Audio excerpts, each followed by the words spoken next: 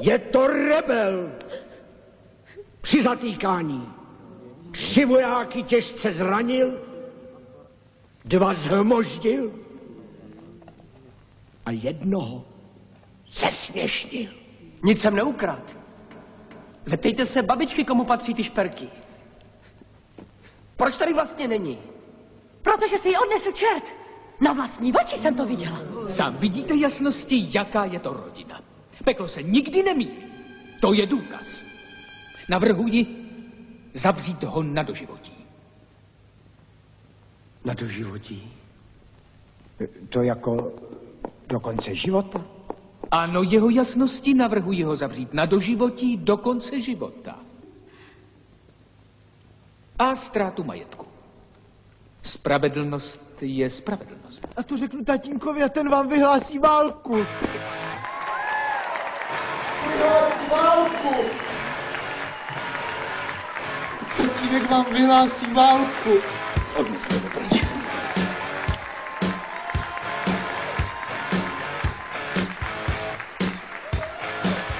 Kdo volá? Co? Neprší tady. Co? Jak zkoušáš? Co zkoušáš? Co? No to zkoušáš, jestli to funguje. To jsi blbý nebo co? Já mám jednání. A běž do řidi, ty hňupe. To si nezvykaj. Pravej přední bliká. Pravej zadní bliká. Levej přední bliká. Levej zadní bliká. Světla svítí. Jo, akorát. Počkej, tati, pojď se podívat. Stěrače stírají. Ostříkovače stříkají. Erno! Ty stěrače a ostříkovače, to nemusíte hlásit, to přece vidím. Klakson troubí.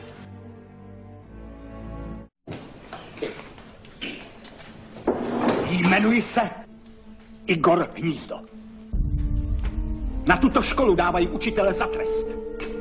Do vašeho rajonu, jak mi bylo řečeno, se před válkou odvažovali policisté pouze na koních. A vždy vedou. Já si tuto nechvalně známou školu naopak vybral. Protože jsem si zvykl hlásit se dobrovolně do první linie. Nebál jsem se fašistů. Nevím, proč bych si neměl poradit s vámi.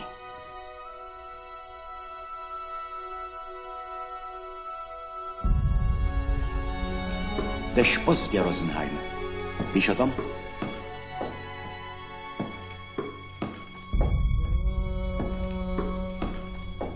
O 4,5 minuty. Tělesné tresty jsou na našich školách nepřípustné. Až na jednu výjimku. A tou je tato třída. Třída, která přivede svou učitelku do blázince, se naopak být musí. A je na to výnos ministerstva školství. Jestli vás to zajímá, je to výnos číslo 284/C/1945. Jak si vařila tento knedlík? To je typický alibismus. No.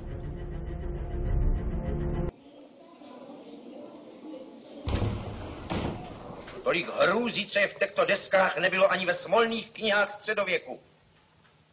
Jediný Mazánek a Chalupová jako obvykle nesklamali. Mazánek.